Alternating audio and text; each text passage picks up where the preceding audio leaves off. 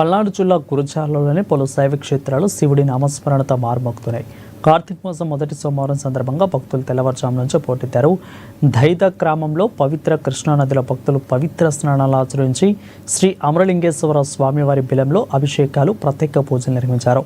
పవిత్ర కార్తీక మాసంలో దేవస్థానానికి వచ్చే భక్తులకు ఎటువంటి అసౌకర్యం కలగకుండా అన్ని రకాలుగా ఏర్పాట్లు పూర్తి చేశామని ఆలయ ఈవో పూర్ణచంద్రరావు తెలిపారు.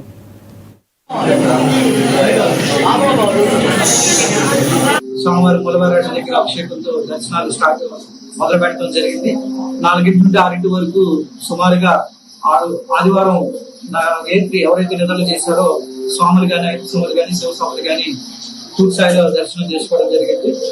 ఇప్పటి వరకు దాదాపు 1000 మంది స్వామివారిని దర్శనం చేసుకున్నారు.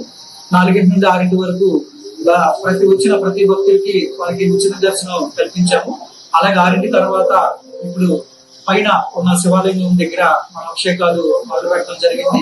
అలాగే భక్తులకు కావాల్సిన డ్రింకింగ్ వాటర్ సప్లై కానీ, షవర్ బాతింగ్ కానీ, ఎవరైతే ఓల్డ్ ఏజ్ పీపుల్ ఉంటారో ఘాట్ లో కిందకి దిగి స్నానం చేయలేని వాళ్ళందరికీ కృష్ణానది వాటర్ ని మనం పైకి పంపు చేసి దాదాపు 12 షవర్ బాతింగ్ పెట్టాము. అక్కడ ఎక్కువగా చిన్నపిల్లలు అలాగే ఓల్డ్ ఏజ్ పీపుల్ అక్కడ స్నానం చేస్తున్నారు. అలాగే ఉమెన్ డ్రెస్ చేంజింగ్ రూమ్స్ మనకి ఘాట్ లో ఆల్రెడీ 12 ఉన్నాయి. సుమారుగా 1000 మంది